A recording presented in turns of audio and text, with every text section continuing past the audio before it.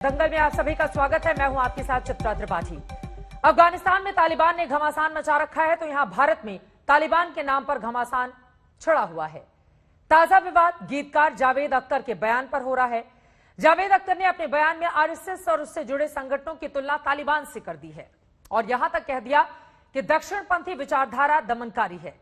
जावेद अख्तर के बयान पर बीजेपी के साथ ही साथ शिवसेना नाराज है।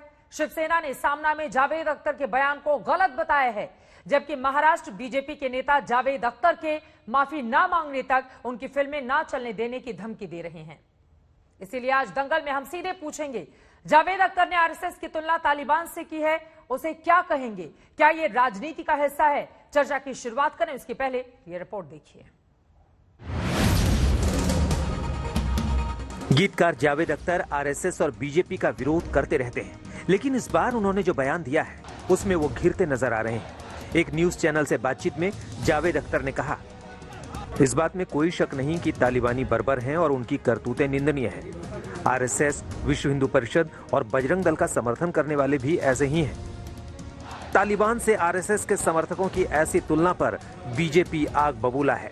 इस प्रकार के जो कलाकार हैं ये एक तरफ तो कहते रहते हैं कि हिंदुस्तान में एक ऐसा डर का माहौल है कि यहां पर माइनॉरिटीज चैन से सांस नहीं ले पा रहे हैं, और वहीं पर वो चाहते हैं कि बाहर देशों से माइनॉरिटीज हिंदुस्तान में आए और यहां पे उनको शरण दिया जाए।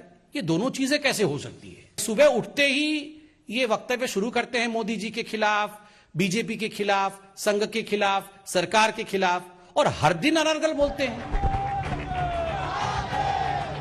बीजेपी के नेता जावेद अख्तर से इतने नाराज हैं कि राम कदम जैसे महाराष्ट्र के बीजेपी विधायकों ने ऐलान कर दिया है कि जब तक जावेद अख्तर माफी नहीं मांगते उनकी लिखी फिल्मों को रिलीज नहीं होने देंगे। इस बीच शिवसेना ने भी सामना में जावेद अख्तर के बयान को गलत बताया है।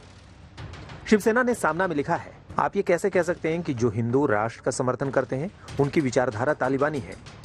हमारे देश में और देश की किसी भी संस्था या संगठन का तालिबानियों से तुलना करना मुझे लगता है ठीक नहीं है।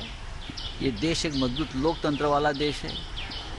चाहे कुछ लोगों की बात हमें अच्छी नहीं लगती है, फिर भी इस देश में तालिबान की प्रवृत्ति और विकृति यहाँ नहीं बढ़ेगी। यहाँ की जनता जो है वो लड़ने वाली जनता है, संघर्ष करने वाली जनता है, और यहाँ की जो पॉलिटिकल पार्टीज है, खास करके अपोजिशन की, इमरजेंसी भी देखी है ये लोगों ने।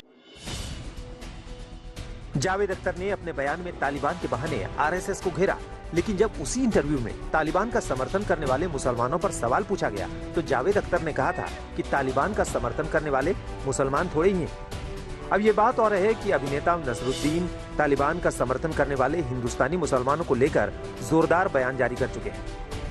हालांकि अफगानिस्तान में तालिबान का दोबारा हुकूमत पा लेना दुनिया भर के लिए फिक्र का बायस है, इससे कम खतरनाक नहीं है हिंदुस्तानी मुसलमानों के कुछ तबकों का उन वहशियों की वापसी पर जश्न मनाना।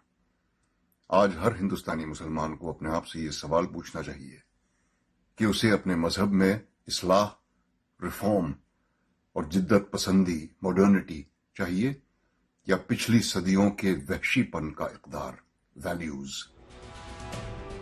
जाहिर तौर पर नसरुद्दीन शाह और जावेद अख्तर के बयानों के जरिए भारत में कट्टरपंथी सोच के मसले पर नई बहस खड़ी हो गई है। आज तक ब्यूरो।